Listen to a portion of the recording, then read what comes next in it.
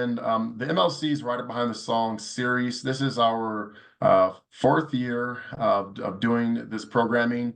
It's very important. It's a series to spotlight songwriters through a candid conversation about their music, their career, and their personal journeys.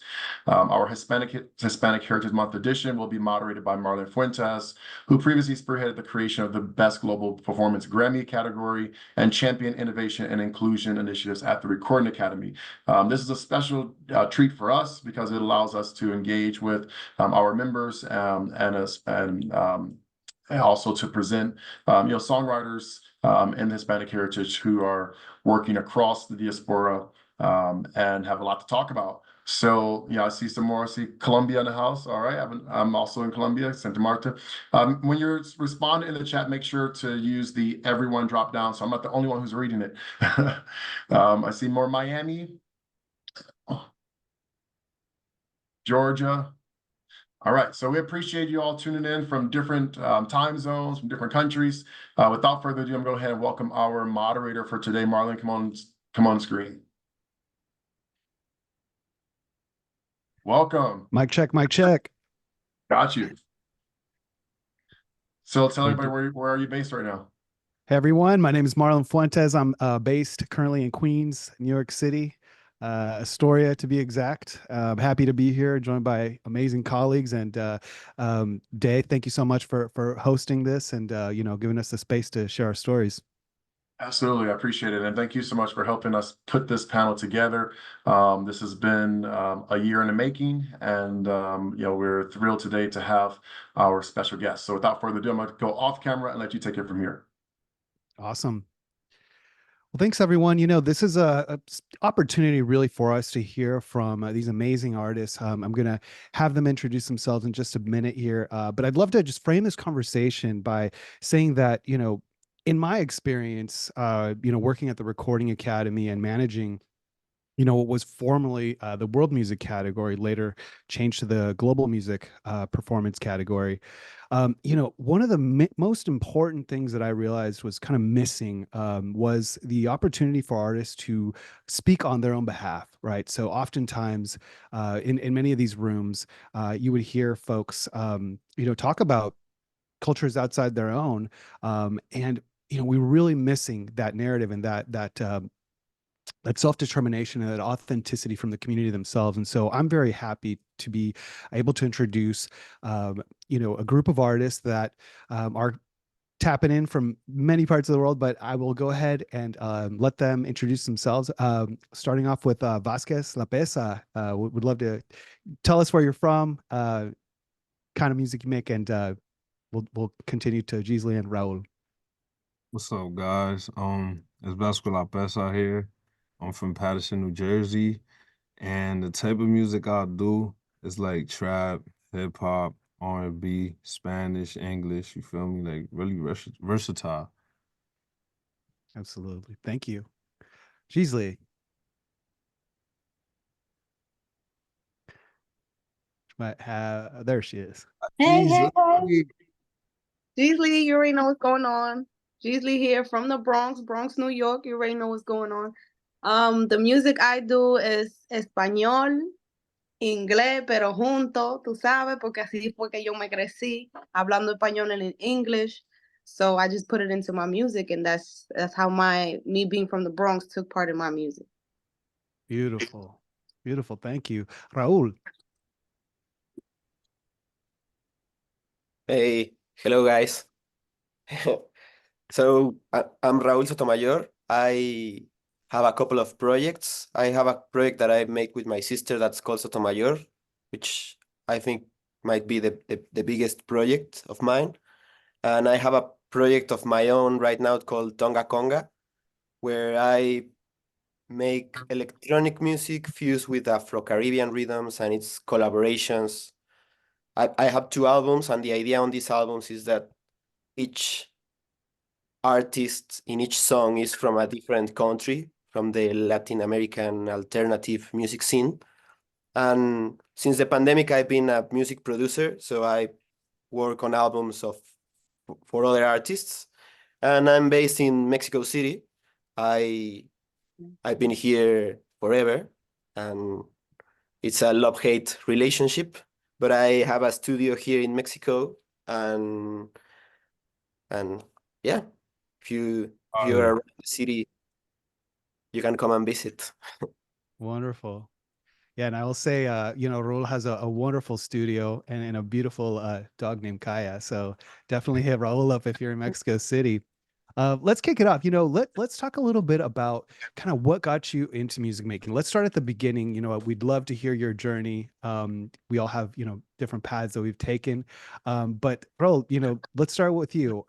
Tell us about how you got started. What was that tipping point also that got you into going all in into the music game? I've been a DJ like forever, like since I was like 12 years old. And I feel, I'm also an industrial designer. That's what I went to school for. And I think what I'm really good is like the creative process. That's what I'll say that I'm an expert on, because that's what I went to school for. But I've been making music like always, and there was one point when music just started working for me, and like I was making more money out of music than from my real job, so I just switched everything to just making music. And I think for Latin American music, what I do was kind of important, like back in 2015, because Sotomayor was one of these early bands that were trying to take like the roots sound of Latin America and fuse it just with pop music and electronic music. This movement was like called like New Latin Wave, and it was like artists like Chancha Via Circuito and Nicola Cruz and Bomba Estéreo, and just these bands like fusing like the sound of their countries, but making it pop music. And Sotomayor like became like this band from Mexico City that was making that sound. And I think that was part of because when I started in music, like everyone wanted to sound like Oasis and Radiohead. It was just like people making bands and trying to get like the London sound, and that for me that wasn't like the thing. Like I wanted to make music that talked about where I came from, that it was like kind of obvious for people where I was from when I was playing music, because that gave people like a sense of identity. And yeah, it started growing because it when you make one song, and that was like the song that I played like when I was DJing, and I started noticing that people reacted to that.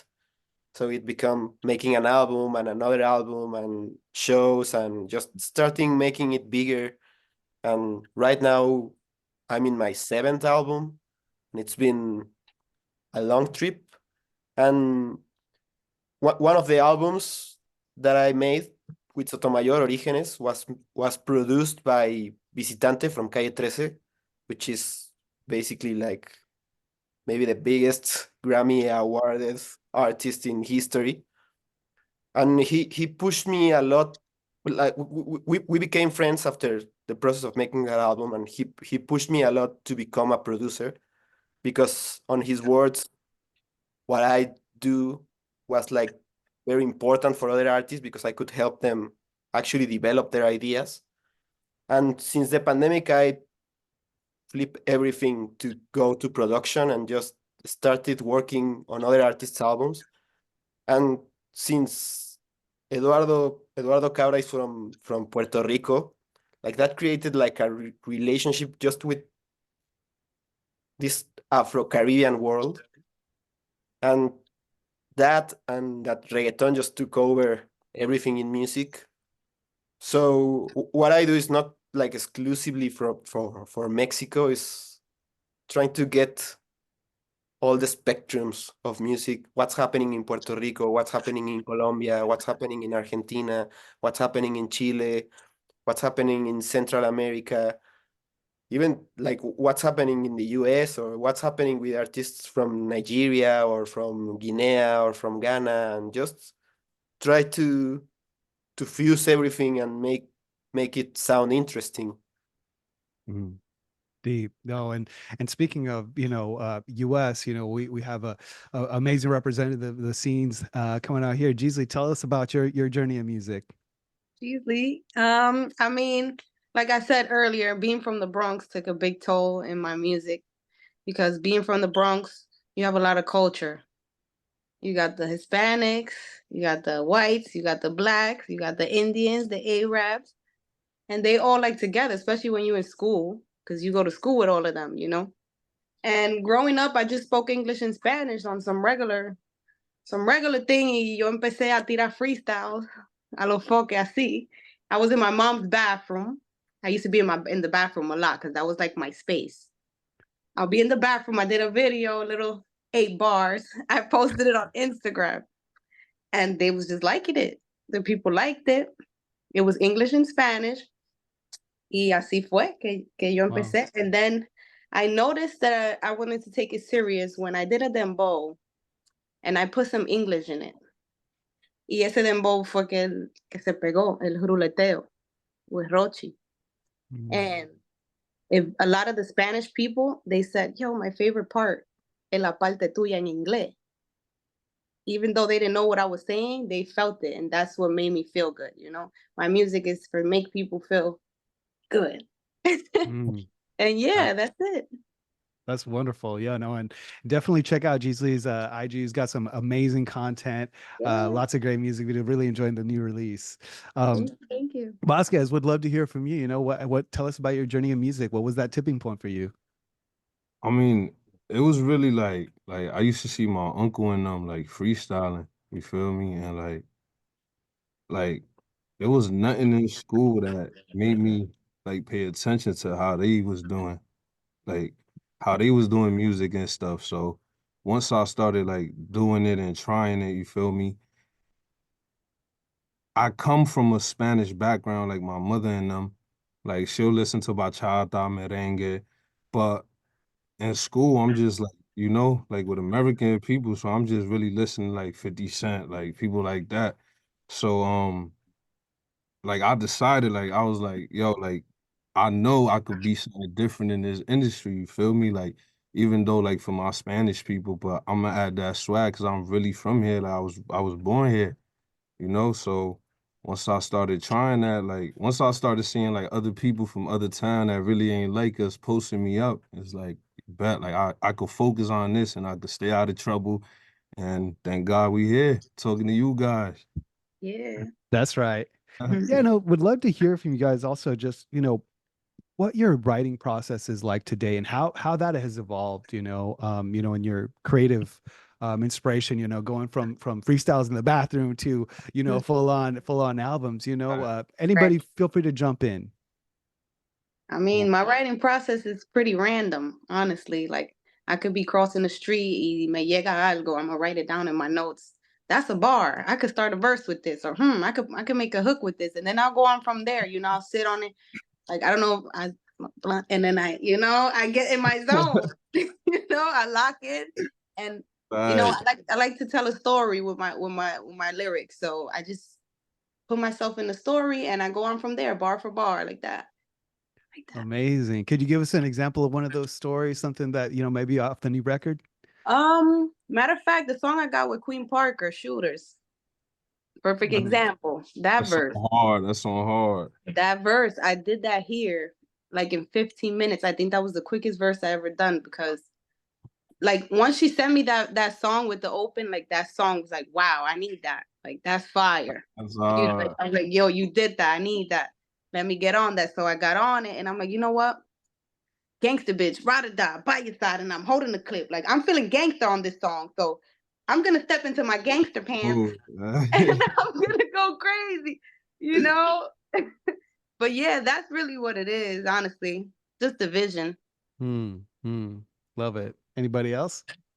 I mean, for me, it really like at first when I started, like I'm trying to like obviously I'm looking at the greats, you feel me? So I'm here like looking like searching up words and stuff. I really didn't know how to read Spanish or write it. I just knew how to like speak it. So I would talk to my friends and then but I heard an interview with they were saying how Jay-Z like was just freestyling and stuff, like recording. So at a point I used to be like I'll never get to that point. But then like once I like Young Thug came out and I became a fan of him, it was just like like, nah, I gotta do this. Like he doing that, I gotta do it. You feel me, in Spanish. So now it's just like depending on the record, I just go based off on the mood. And the engineer, we got to thanks all the engineers. You feel me? He keep up Yeah. the pace. Cause like I'm just like as I'm going, you feel me? It's just coming up with the words, with the feeling, and that's how we create. Mm, amazing. Raul, what about you? You know, you started out as a DJ. Were there sounds, samples? Like, what is your creative process like? You know, given all of your background. Yeah, I always say that it was like upside down because it was like reverse engineering. Like instead of, starting with music theory and going through to a guitar and just a couple of chords and writing a song, was like how I can make music just with two turntables. Just try like the problem was how do I make a song if I don't know how to make a song? So it has always been about the process. And I used to do like a song every day. That was kind of like in order to be efficient and productive, I tried to make a song every day. It didn't matter if it was like a full song, just try to make a beat. Like if it was 10 minutes or an hour, just try to make something every day. And then after a week you have 5 songs. And then 2 weeks you have 10 songs. And 10 songs it's already an album. If you do another week, you will have 15 songs where you can start choosing from. And then like I started to change like the process in every song because I started noticing that some of the songs were sounding like very similar, which is normal because you started when you find a way of making something, you start repeating it and then it starts sounding kind of the same. So I tried to just make it different all of the time. And a lot of my search in producing music has been with this idea of heritage because like the instrument that I'm good at playing is percussion. Like I'm I'm a drummer. So like Latin percussion is like such a wonderful world and it starts taking you from Latin to the Caribbean to Africa and it went from me just watching videos of rhythms in YouTube to then going to Puerto Rico and just recording people from the streets, which, it's just crazy. And right now, my process is more structured because right now it's like you can't wait for things to happen. If an artist from Colombia is coming to the studio and you have 2 hours to make something, you're gonna have to make it work. And so I've been trying just to be like really efficient with music, and I think I've been doing this for so many times that I'm getting good at identifying what the artist is looking for and how we can get to good results and how I can make like capture the sound of the artist but also put my ideas into the music so that both things sound good. And yeah, that's what I've been on. And that's what I'm also passionate about, just production and making music. And I could be talking about this for hours because it's just the thing that I love doing. Amazing. Amazing. Geez, like, one of the comments, well, I was on your IG and I noticed, there was a quote, yo nunca cambio, pero el cambio me llega al día. I thought that was really powerful, and I wanted to ask you, what does that mean for you within the context of, keeping, your roots, your identity, but moving through this industry as an artist, and open as well for Like the group. a lot of people say that like, oh, money and fame change people, which I don't think that's the case. It might be the case for some, but not for all. But I would say like my roots are my roots, and I'm just here to make my roots better. I'm not here to change what I came from, not here to forget, not here to shit on nobody, excuse my language. I'm just here to motivate and just have people look at us different. Like we're not just, oh, people from the Bronx, they're horrible. You know how they say about the Bronx. Talk to us. Honestly. Yeah. What do you wish people TLC. would know about, where you're from? Like, this is an opportunity to Yeah, set like that record straight. it's not so dark over here. There's a little sunlight. Yes. Absolutely. Panel, talk to me. How do you keep it 100, keep your authenticity, your roots, you know, navigating through this music space? Wait, who's talking? Yeah, who's I didn't hear you. Oh, this is just open forum, Oh, open discussion. Yeah. Okay, the question again?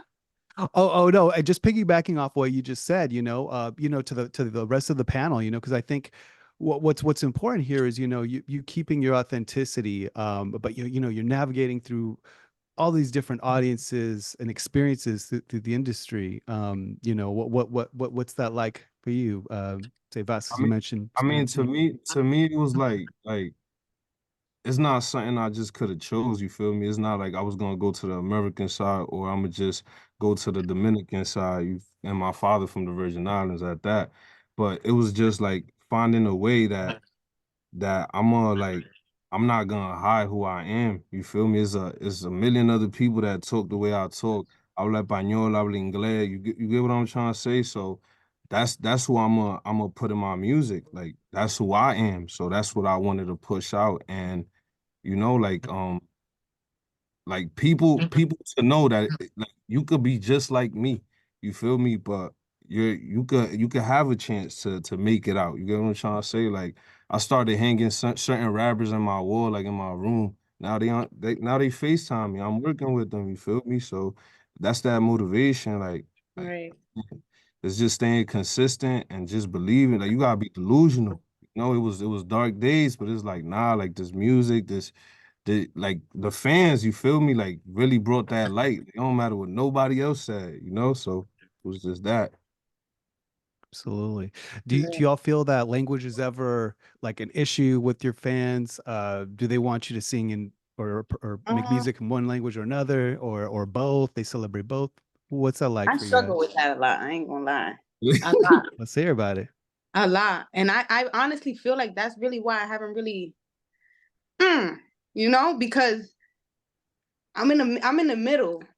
And us Spanglish people, we don't really got that market yet where it's huge. Right, It's right. Spanglish music. It's either or. You either too English for the O tú Spanish estás or too haciendo, o tú Spanish for estás the haciendo English. música en español o estás haciendo música en inglés, you Yeah, know? like pick one. They'd be like, oh, pick one. No, I'm not gonna pick one because esta soy yo. Yo hablo así todos los días, every day to everybody. Everybody around me speaks like this. We speak English and Spanish on some regular. So why can't we hear music just like that? ¿Tú me entiendes? Right. Hmm.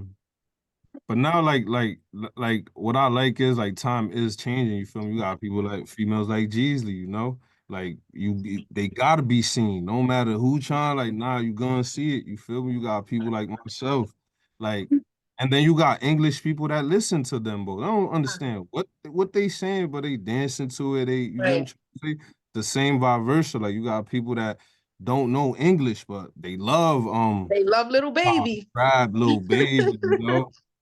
Yeah. Word.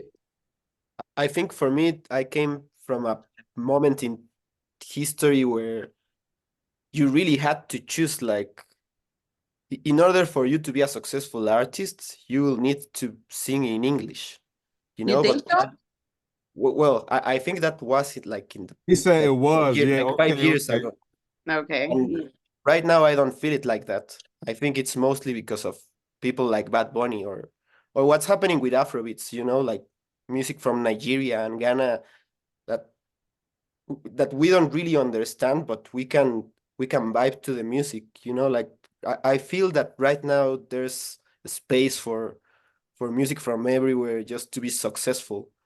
And I feel that that's a very good thing. Like Bad Bunny will be the best example, like how the most successful album in the world is in Spanish. Or even artists like Peso Pluma, you know, that suddenly an artist from Mexico that makes regional Mexican music to be the most successful artists in the world, you know, it's crazy. I don't feel that right now, which is the language of your music, to be a barrier on what you're doing. Yeah, that's facts, you know. And let's talk a little bit about collaborations. Gisli, I saw that Mexican OT. Is that Good. how you Move pronounce? operator. Yo, you know, I'm from Mexico City as well, you know, transplant here in New York City. And I'm happy to see that collaboration. Tell us about like just the cultural nuances with that collab. It's definitely two different cultures coming together. I tell you that because we from two separate worlds.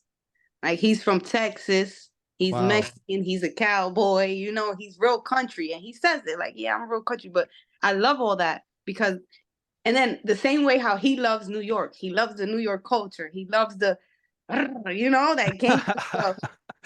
That's how we did the collab because it came about like that, a culture thing, you know.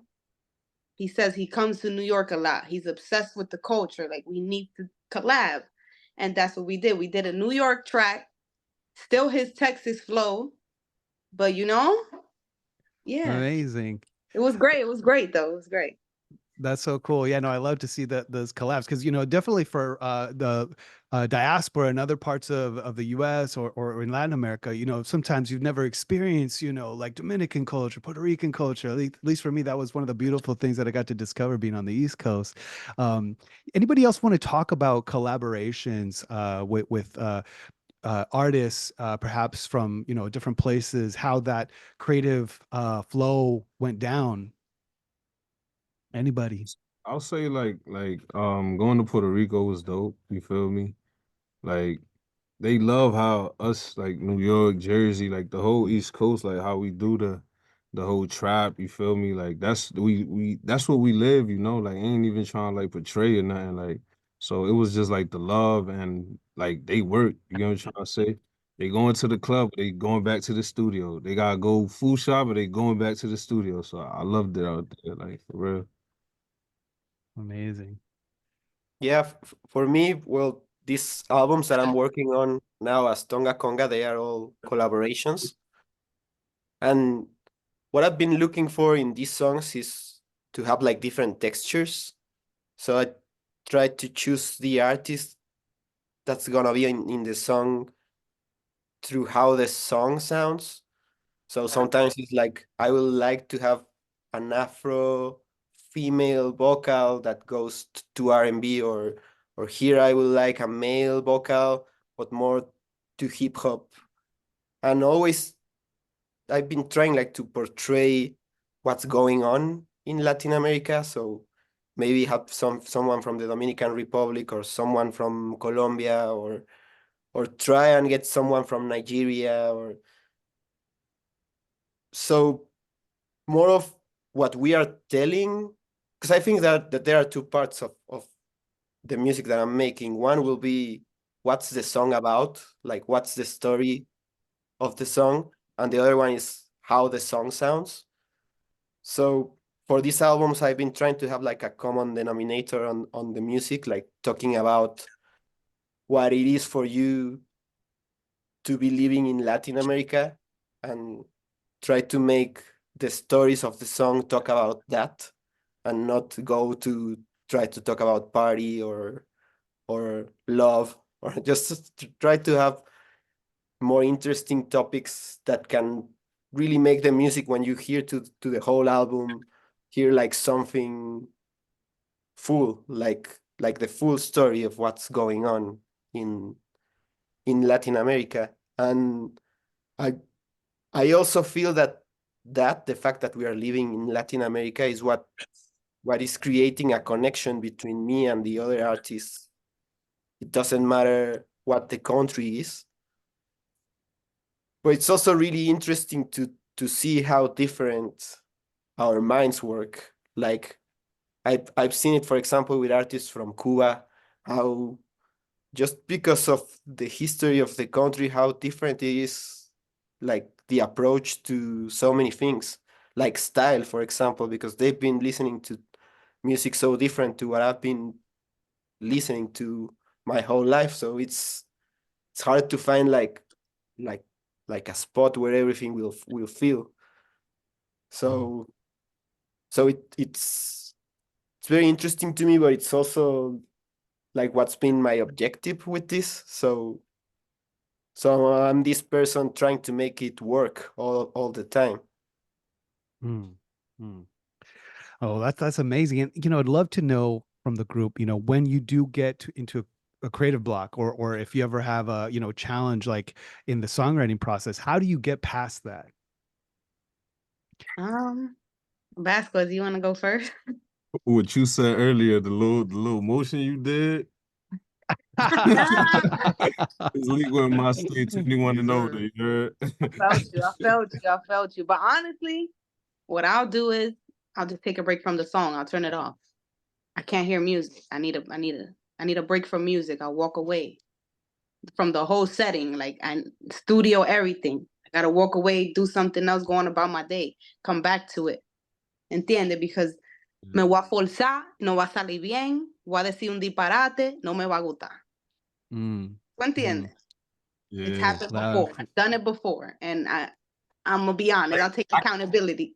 Like I could go back to the records if I wrote them, but if I'm in the mood freestyling, I cannot leave. Like I'll just, you know, depending like experiences, you feel me, or you hear stories or whatever, just try. But I can't do it. Like if I'm freestyling, I can't go back to it. Like, cause I'm not gonna have the same feeling, the same, you know, like no, I cannot. But what if you get blocked and like you can't think of nothing for nothing in the world? Nada te llega. I ain't gonna lie. You're about to know my secret. I act like Dame Dash. I act like Dame Dash and Young Thug in the room. I can't get stuck in front of them. You heard? Like, so I just hurry Power up. through.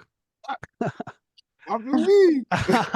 But no, writing definitely. I'll go back to it. You know, think like hear it. You know, like yeah. Yeah, that's what I do.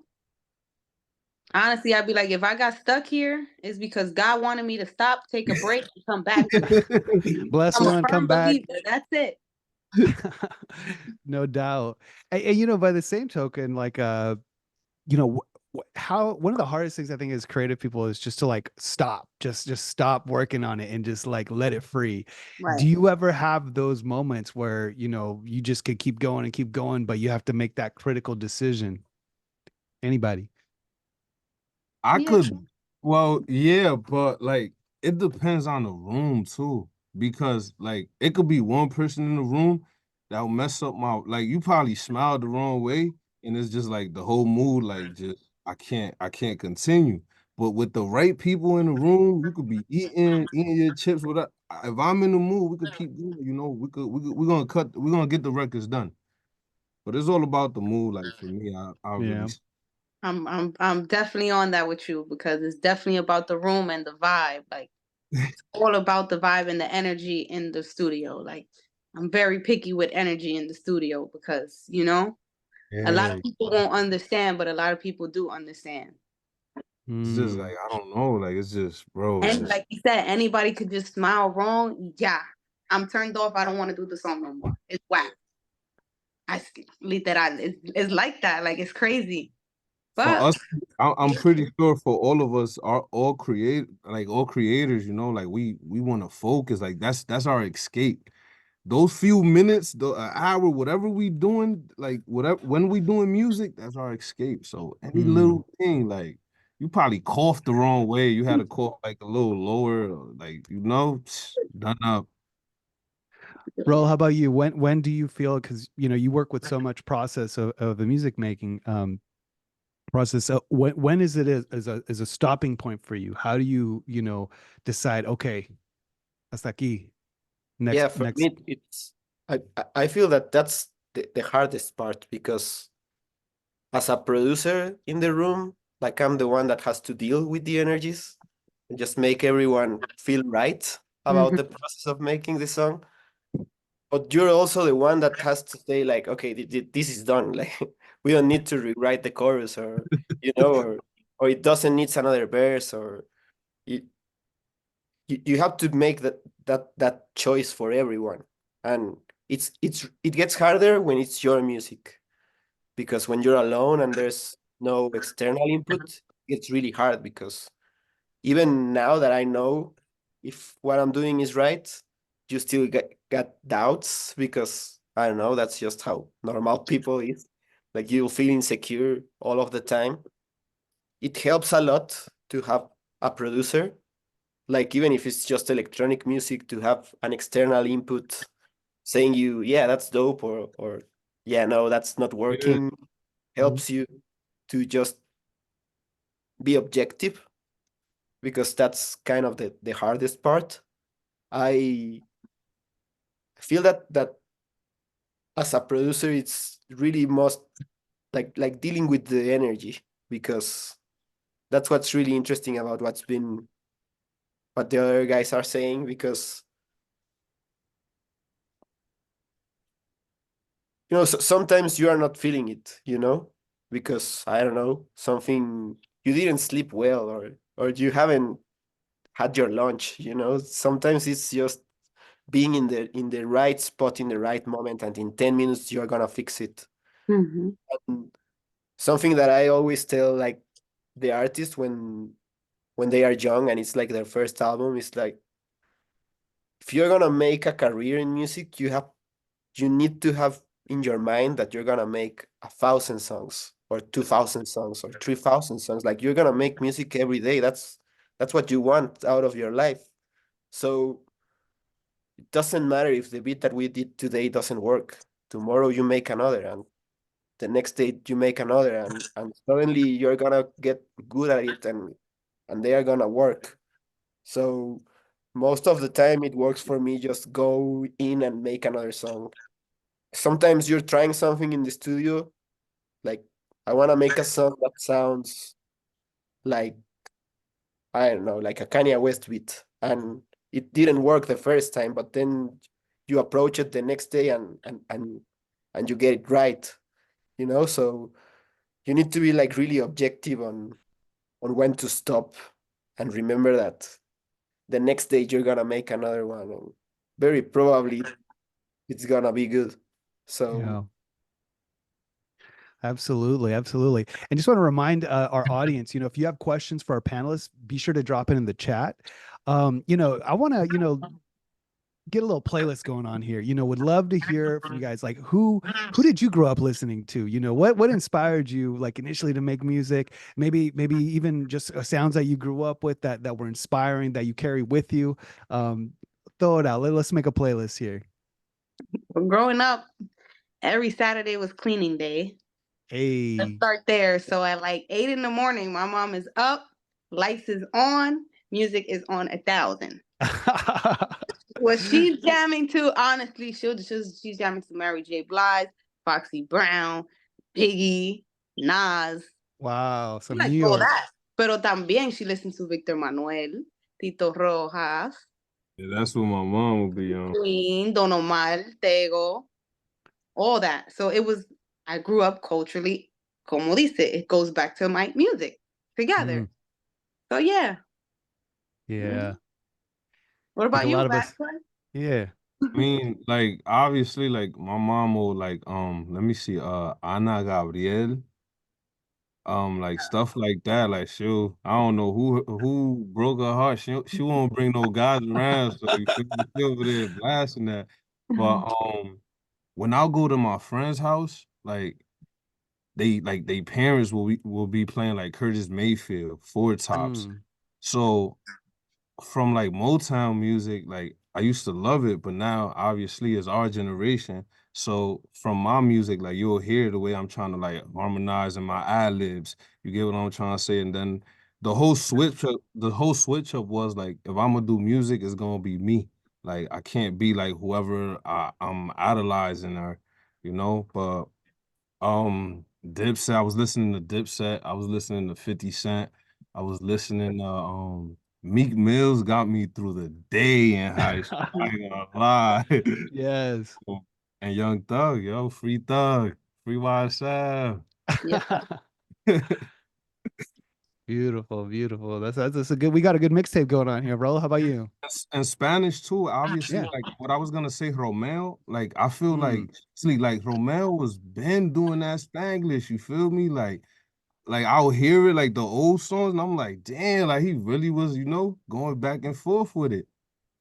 mm. Can't Right. forget Romeo. And Absolutely. let's not forget Christian music was heavy in my life too. Because my Mm, dad was a church guy and he used to take me every weekend. So I would Uh, listen to right, church music and I started liking it. I right. grew up liking it. So yeah, I would vary. Yeah. dope. Yeah, it's a very diverse playlist. Love to hear it. Yeah, Yeah, Raul, what are you? for me it's getting weirder, the playlist, but for me it was Fela Kuti, because Hey, I'm since I started DJing on vinyl. At first it was like really hard to like mix on vinyl because it's really expensive, and of course I had no money. So trying to just buy like house music records in Mexico, it's really expensive, and it didn't really work. But then later in life, when I had a little bit more of money to spend, I started just buying like records that I wanted to hear more than records that I wanted to play. And that led me to just Fela Kuti, that there are like 1,000 albums. And if I see one, it doesn't matter where I am, very probably I'm gonna buy it. And I started to just buy this kind of music, like Afrobeats, just compilations of the labels that I know that are very good, like Analog Africa or Soundwave Records. And cumbia, like I have a lot of cumbia albums, like Discos Fuentes, and just like old school vallenato. And because I was digging for kind of the 70s vibe and stuff that I will be able to sample or copy or just listen to, you know. I obviously I also grew up with the old school reggaeton, and the Wisin yeah. and Yandel and Daddy Yankee, and but that's more of the stuff that I have just in my USB for gigs. So like those are the two worlds, like the world of the music that I will listen to in my house, like a normal day, and the music that I will be playing at, which will, also the electronic music, like, like these global beats that I'll be playing in gigs and clubs. That's not like the music that I'm listening to.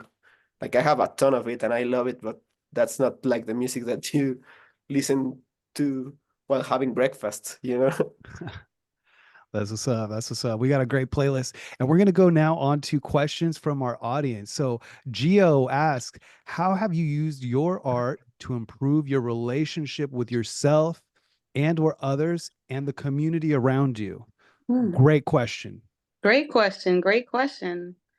I'd say how I used it to improve myself is it got me to believe more in myself, got me to feel more secure, and actually mentally helped me too, because sometimes mentally you just want to, but when your music, when you see people actually listening to your words and feeling it and vibing to it, it makes you second guess, and it makes you think maybe I'm here for something. So I would say that music has helped me physically, mentally, in every way.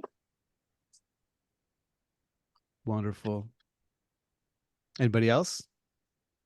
I definitely felt sis when she said preparing you like mentally, because as as wanting to get into the music business, you find a lot of people, you feel me, that mean what, like they act like they mean well, but they really use a lot of these artists, you feel me? So thanks to organizations like these, you feel me, now we're able to actually focus on our career, actually still be creative, and be able to count on to get, money from what we doing and stuff like that. But another way that it helped me is like people from my city seeing me being able to accomplish something that I said like from the 5th grade, 6th grade, like I'm gonna be a rapper. I'll get in trouble doing beats all day, in class. So seeing me actually accomplishing and following my dreams, you feel me, gives a lot of people hope that didn't have any hope back home. So I thank God for that. That's what's up. Yeah. For me, it's like try to give a sense of identity with the music that I make, because that is what I feel that people connects to.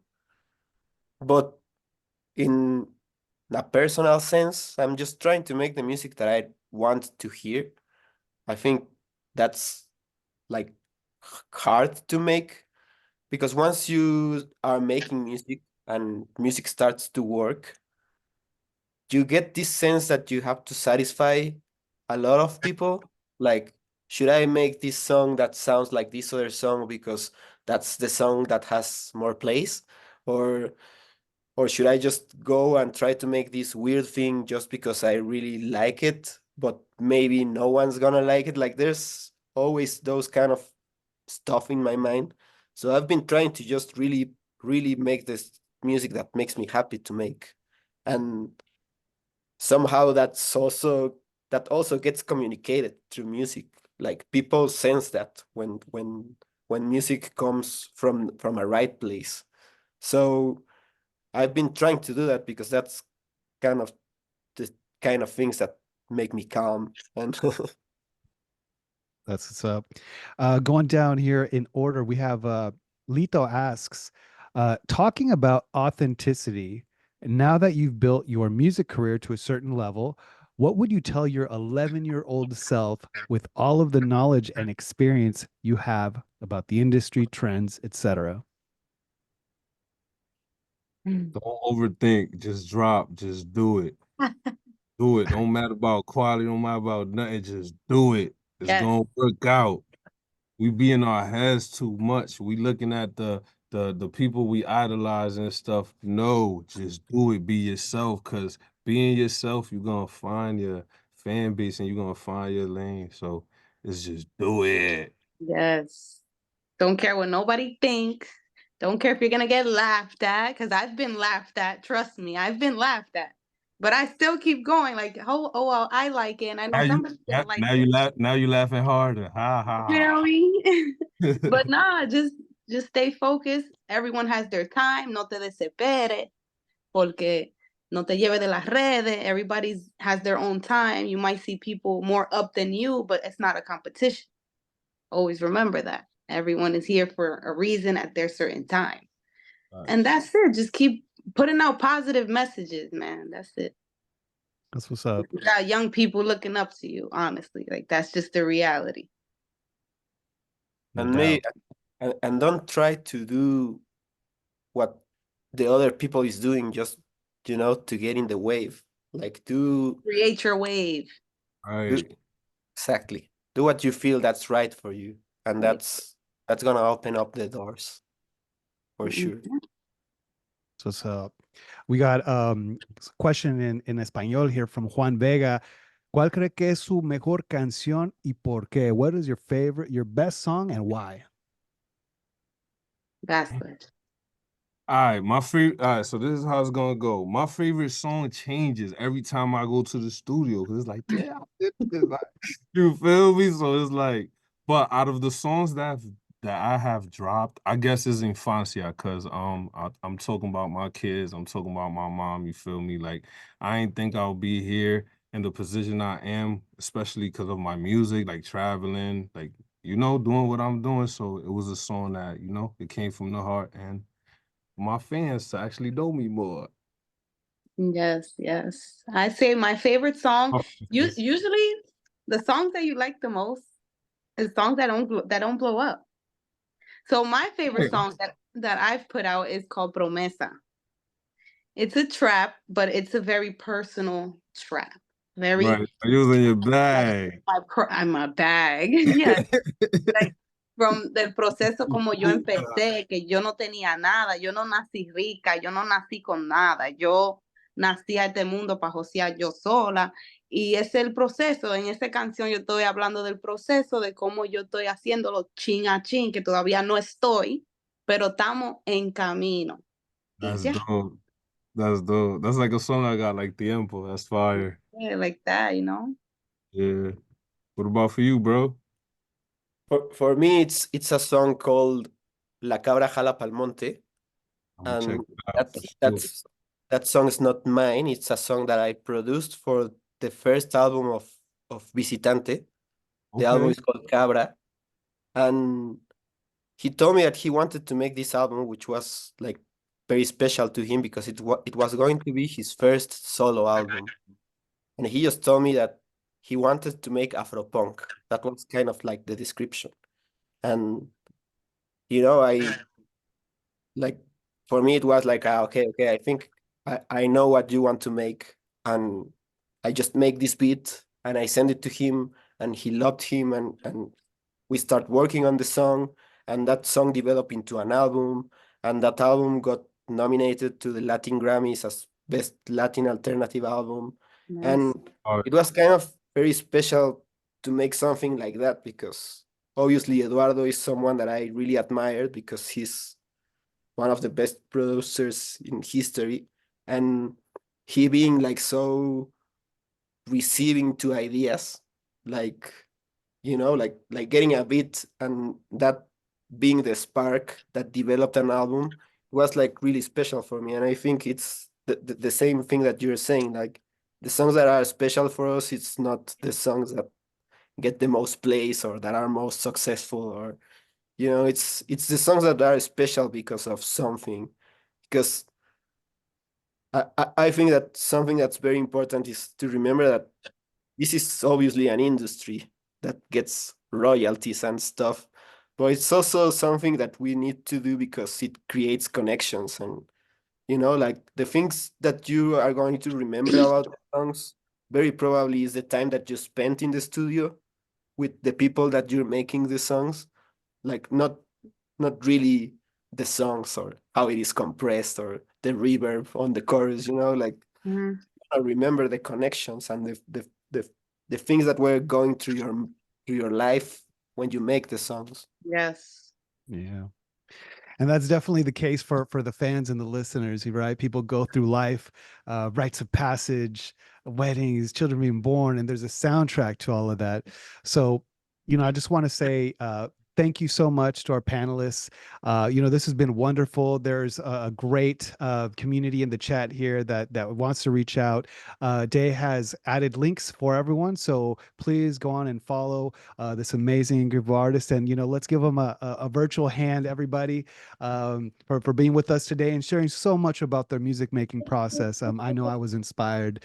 Check them out, cop the records, go to the shows. Let's keep supporting music and let's keep supporting artists and you know, the wonderful work that MLC is doing. So thank you so very much. Yeah, I think that's a wrap for us. But It's a wrap. certainly, I just wanted to hop on at the very end and say thank you all for your, you know, sharing your stories, your experience. It's been really great listening to you, and just really, you know, really unpacking what music means to you, what the art means to you, what you know, your stories mean to your fans and identity. I think one of the biggest takeaways from this conversation, which is important for us to do this, is what your music means to your identity. I think, Jeesley, you really touched on that a lot. You know, growing up in the, you know, in Queens, which is a cultural melting. I'm sorry, Bronx. I'm sorry, Bronx. Don't play with them You know, BX people.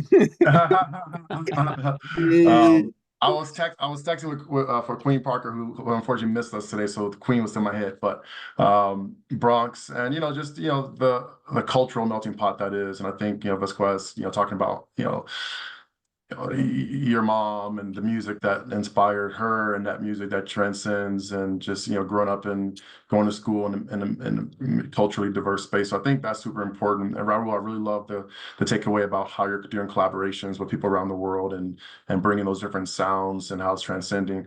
You know, for, you know, emerging and young artists who've listened to Spanish language music or Latin music for the last, you know, 15, 20 years, I think, you know, all of you are right to say that you don't have to just speak, you know, don't have to just sing in Spanish or just sing in English to cross over, as you mentioned, Raul, because we've seen over the last 5 years, the Latin music has been the biggest genre in the world in the last 5 years. And in the United States, is, you know, it's the fastest growing genre right now. And that music is in Spanish. And you have people who don't speak Spanish listening to that music. And when you're able to create that bridge, you know, a little bit of English in it, that bridge, like you mentioned, Jeesley, about, you know, it kind of welcomes everyone into the music. I know more people who are non-Spanish speakers who listen to Spanish music now than I ever knew when I grew up, because it's you know, it's inviting now, like it's a whole flow. And like you mentioned, Vasquez, you're borrowing a certain sense of swag from a hip hop culture that you're a part of too, and bringing that and wrapping that into your Spanish language. Same thing, Jeesley, with you. So I feel like all of this is is representative of what music is today. You know, when we talk about Spanish music or Latin music, or it is all of that. It is collaborations, as you mentioned, Raul. I'm in Colombia, and I have Colombian artists who are collaborating with Asian artists, and you know, and making all type of sounds that haven't even made it to the U.S. yet. You know, so there's a lot going on, and it's really fun and it's exciting because this is the time to be able to not be held back by your heritage, but be able to Right. define your identity by Yes. the diversity of your heritage. And I think that's an amazing time. Yeah. 100%. So thank you all for joining us. Thank you, Marlon, for moderating a fantastic conversation. Thank you, audience, for asking great questions. And until next time, hey, if you guys want to drop for your having projects me. real quick, we Well, what Drop the projects. drop the Deesley's projects. Deesley's World out now, 10 songs, mad collaborations, English, Spanish, happy music, sad music, fighting music, and all that type of music. Go check it out. Jesus, Dope. love food. Yo, nah, for real. Y'all dropped the Instagrams in there, right? Yep. Oh, look, my engineer just walked in, guys. Auden, come on, say hi to the piano, guys. That's the guy that make me sound good. Look, Jeesley. That's bro right there. I'm gonna add him too. So we're gonna add you, bro. Like that, we could work. Drop your projects, Raul. I put it in the chat. Yeah. You put in your Spotify. I think you sent that to host and panelists. There's a drop down for everyone. But I just wanted you to just mention the just Q&A. to just mention it to the audience because we're gonna wrap up now. Okay. And if you got You Dolby good? Atmos, I know Raul has Enter the Conga with a spatial mix. Congas, Wild we love with it. congas. Let's go. Conga class in school.